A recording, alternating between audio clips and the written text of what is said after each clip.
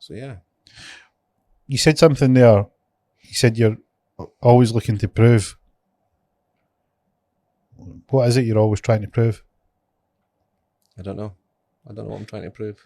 I've got nothing to prove, if I'm honest, to myself, because I've done what I wanted to do. But there's something there that's the self-doubt, the don't believe in yourself part. Never thinking you're good enough. What would you say to someone that really hits the spot for them? This is for a lot of people that they've got in touch when they've listened to some of these conversations, and they sort of hold people in really rare air. You know, they hold them on a pedestal because outwardly they've achieved phenomenal things, and even just recounting some of the things that you've done, it can almost seem out of reach the majority of people. And then you'll say something like, you know, I had to prove to myself, and I don't know what that is, but it's doubt, and that just closes the gap. What do you think? What would you say to someone who maybe feels like that?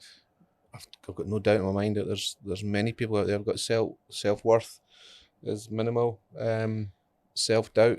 We all doubt ourselves. But if you believe and if you think you can achieve, then you'll achieve it.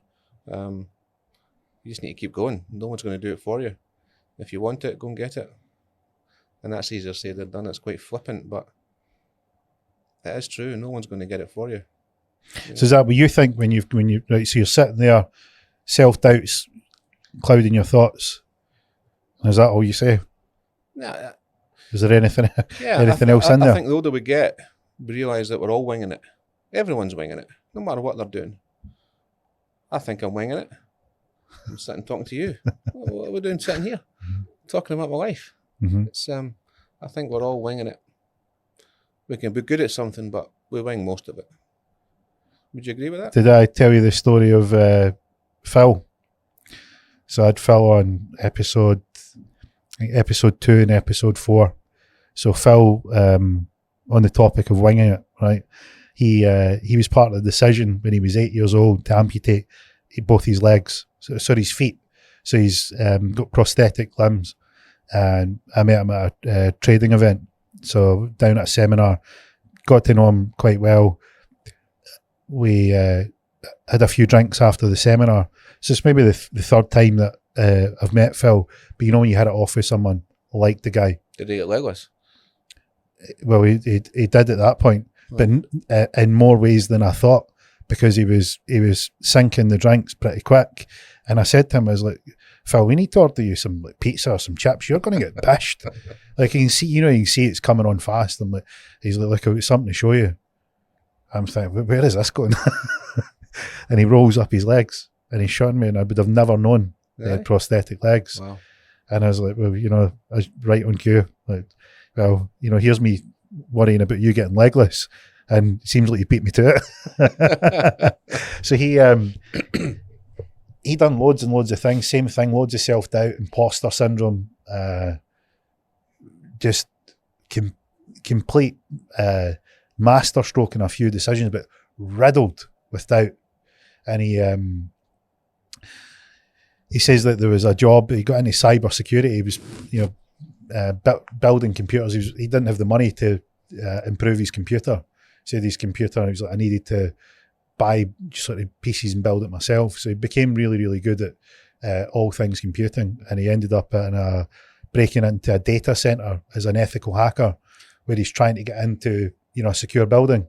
So he's looking for points to break in, and they bypass security and get in. And within 10 minutes, they've got 50,000 sort of credit card details. And, you know, they eventually get rumbled. And he was saying it was just the complete buzz of doing this. And he says, like, from a guy that had no legs, didn't fit in at school, just wanted to play, was in agony with the legs, ended up getting them amputated, all the way through to like breaking into data centers. And he goes on to do cyber security, and he works for a big bank. So he had this role down in Canary Wharf. So they're in a board meeting, and he gets the list of the people that are in the board meeting, and it's the who's who, right? So talking about winging it, he's like, there's no way I should be in there. Like these are the big players. You know, I have got no place in there. The imposter syndrome's now strangling him. He's literally sort of terrified to go in. So he's in this boardroom meeting and he says, look, for 5 minutes, I didn't say a word. I didn't want anybody to look at me. I didn't even take my suit jacket off because I was sweating that much that my white shirt would have been see-through if I took my jacket off. He says, and then within 5 minutes, after listening to them, I knew that no one had a fucking clue what they were talking about. That's true.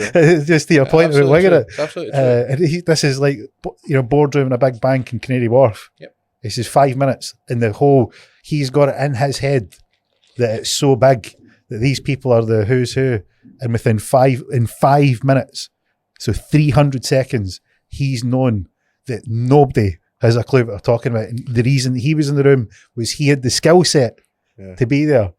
To be fair, that's 4.5 minutes too long. He should have done that in about 30 seconds. He's taking a while there. He's probably trying to think about his shirt. I can't imagine what's going through his mind, but it just goes to show how we get in our own way.